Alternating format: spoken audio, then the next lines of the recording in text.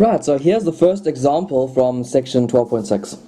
What we want to do is to find the surface area of the part of the sphere x squared plus y squared plus z squared equals b squared, which lies inside the cylinder x squared plus y squared equals a squared, for a between 0 and b. We only care about the z greater than or equal to 0 part of the sphere. Okay, so here's a picture. We have some cylinder. The radius of the cylinder is a. So it's some number that's less than the radius of the sphere. And then we have a sphere. We only care about the upper half of the sphere, z greater than or equal to 0. The radius of this sphere is b, so this distance here is b. Okay, and it exceeds a. Now, the sphere is going to have a certain portion which is going to lie inside the cylinder. It's going to look like a little cap like this, right? It's like the top half of the top part of the sphere, not half. It's the top portion like this, which is going to lie inside of the sphere. Okay. So let's first of all think about which coordinate system would be appropriate to use here. What are we trying to do? We want to find the surface area of this thing. So we want some parametrization of the surface in terms of two variables. Okay, so we want some equation for the surface.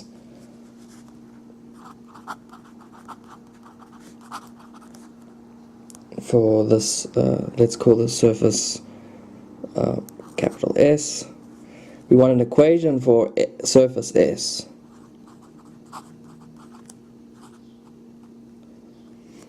Let's say S that depends on U and V, right, as a parametric equation, because that's the kind of thing that we know how to find the surface area. Okay, so let's just think about this in terms of coordinates. So what would be a good choice of coordinates? We have a little disk. Okay, that's the base, right? It's a circular region, and then this is some kind of part of a sphere. Everything happens inside of a cylinder. So we might like to think about cylindrical coordinates.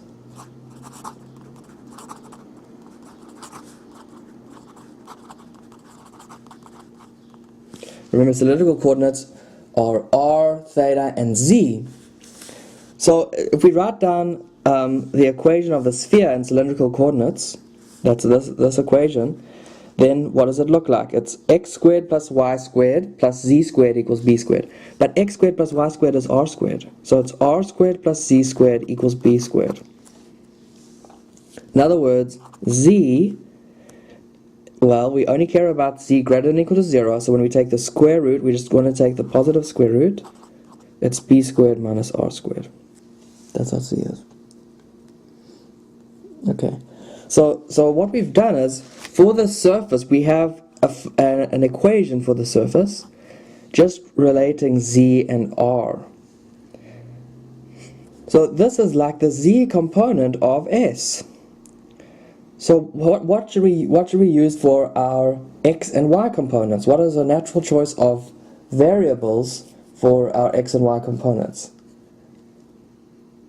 Well, we already have an r. That's the polar distance from the z-axis. So why not just use theta? Let's use polar coordinates.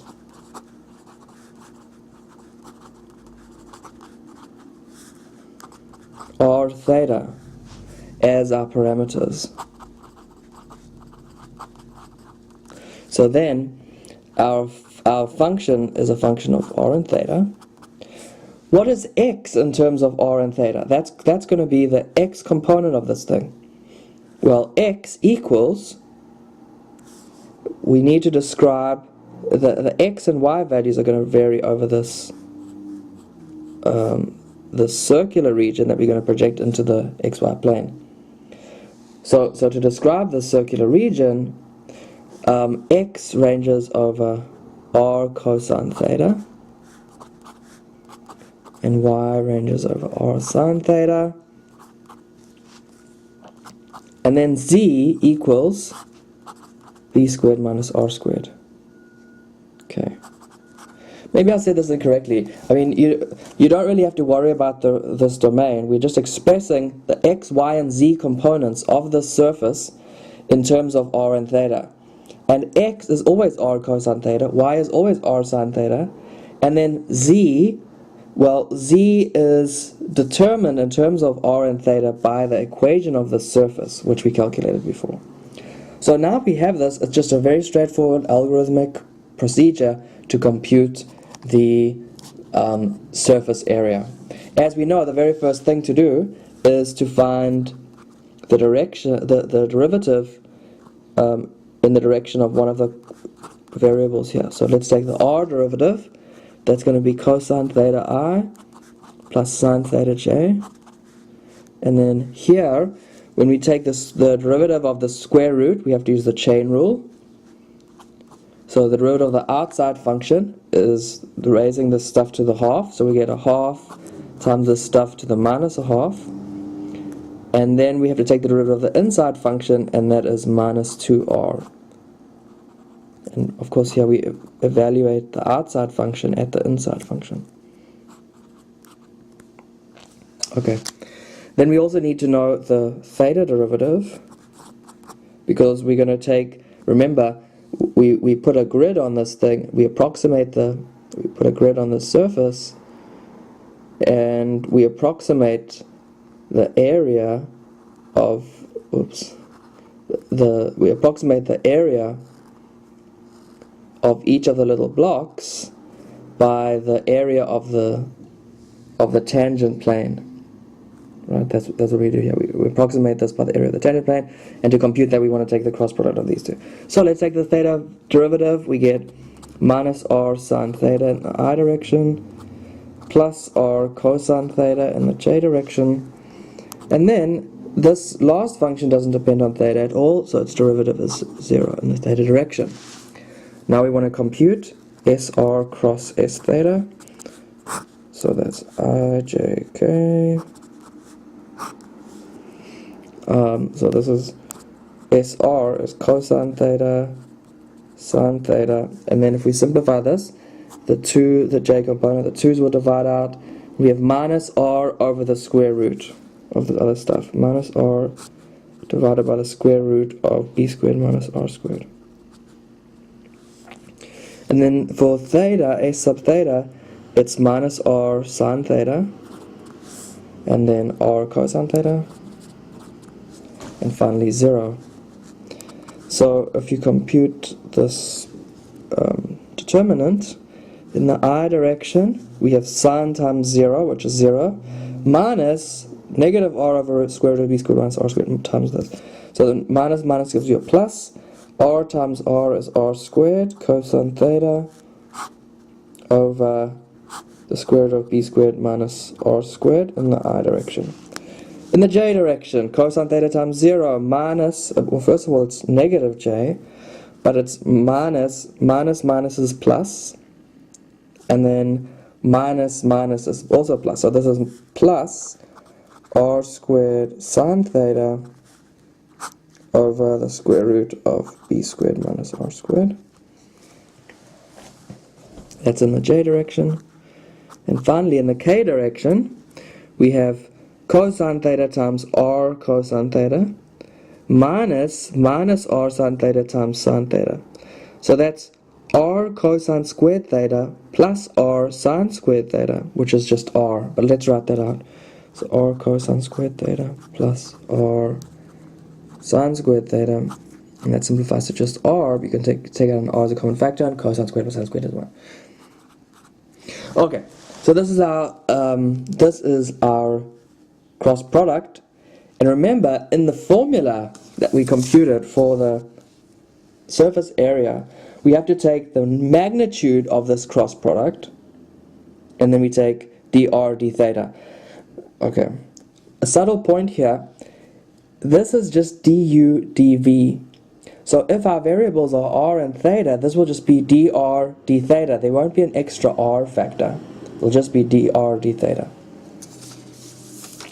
Good. So let's work out the magnitude of this. SR cross S theta. Okay, this is the square root of the sum of the squares. So the square of this term will be r to the fourth cosine squared theta over the square of the denominator is b squared minus r squared, plus the square of the second term is r to the fourth sine squared theta. That's promising, because we have a sine squared and a cosine squared multiplied by the exact same term. And then the last term, remember we said this simplifies to r, so plus r squared. Okay, and as we observed, here we have cosine squared times something, and here we have sine squared times the same thing. So if we take out that r to the fourth over b squared minus r squared as a common factor, then we have that stuff times cosine squared plus sine squared, which equals 1. So this is the square root of r to the fourth over b squared minus r squared plus r squared. Now let's write this r squared over the same denominator, so it would be r squared times b squared minus r squared all over b squared minus r squared. And if you multiply this out, you actually notice here you get r squared b squared minus r to the fourth. The minus r to the fourth will cancel out with the plus r to the fourth. So you get r squared b squared over b squared minus r squared. If you take the square root of the numerator, this is just r times b over the square root of b squared minus r squared. Okay, so finally, the surface area, well, we have to integrate over this, this shaded disk once we projected it into the xy plane, or the r theta plane. Let's just call that d for the moment, of this magnitude of this cross product that we just computed. So rb over the square root of b squared minus r squared. And then, as I pointed out when we were looking at the formula, now what follows is just dr d theta. There's no extra r factor because it's just a parameter. That's the only time that we won't write dr d theta. Finally, we have to think about what d is. So d, if you look at the sketch, it's actually obvious what d is. D is a circle bound by the outside of the cylinder of radius a. So D is just a disk of radius a. So that's easy enough. We can write this as r is going to vary from 0 to a, theta is going to vary from 0 to 2 pi, rb over the square root of b squared minus a squared. Sorry, b squared minus r squared. Dr d theta. Now something very nice happens. You see, had we had this r dr d theta, this integral would have been impossible to compute. So everything works out very well. We again want to make a substitution. Let's say u equals b squared minus r squared. So du equals minus 2r dr. And we can divide by a constant here. So r dr, which is actually, we have these factors in the integrand. R dr is minus a half du, and it's a definite integral, so we should think about the bounds. So r goes from 0 to a, u will go from, well, when r is 0, u is b squared, and when r is a, u is b squared minus a squared. So if we make this substitution, this becomes the integral from b squared to b squared minus a squared.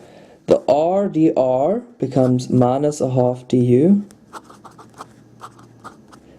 And then we still have a b factor divided by the square root of b squared minus r squared, which we're calling u. So this is again an integral that's very easy to compute. It's just u to the minus a half. So I think you can proceed from here without any difficulty. So let's see, this is b u to the minus half. When we take the antiderivative, we add 1 to the power, so we get u to the plus a half divide by the new power, a half, times minus a half here. So these halves will actually divide out, but we still have a minus factor. And then that's between b squared and b squared minus a squared d theta. So when you plug these values, b squared minus a squared, when you plug these values in for u, you'll just have a constant. Remember, a and b are just some numbers. And so you have a constant that you're integrating against theta. The antiderivative will just be that constant times theta. So this will be b times the square root, whoops, there's a minus sign out front, minus b times the square root of b squared minus a squared, minus b times the square root of b squared. So we integrate this constant against theta between 0 and 2 pi. So you get theta is the antiderivative times the constant, and then evaluate it at 2 pi, you get 2 pi, and you evaluate it at 0, you get 0. So this is just multiplied by 2 pi. Okay, and if we wanted to write this out a little more neatly, well, we could take out a b as a common factor. You have 2 pi b times, this term becomes positive, and the square root of b squared is b, minus the square root of b squared minus a squared.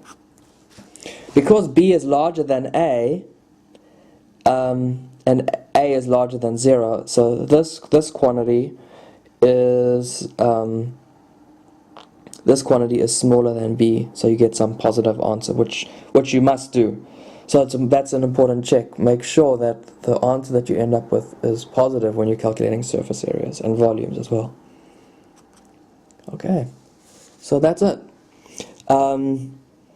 There's one last kind of thing I'm going to talk about, and I'll save that for the next video. Okay.